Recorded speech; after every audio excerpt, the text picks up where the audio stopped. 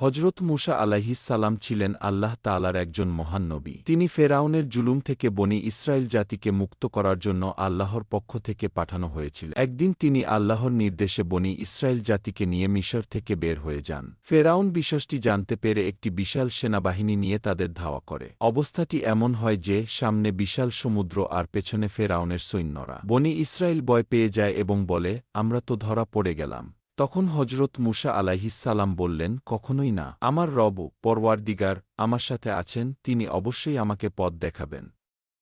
আল্লাহ তাআলা তাকে নির্দেশ দেন, তোমার লাঠি দিয়ে সমুদ্রের উপর আঘাত কর। তিনি আল্লাহর আদেশ অনুসারে লাঠি দিয়ে সমুদ্রের উপর আঘাত করেন।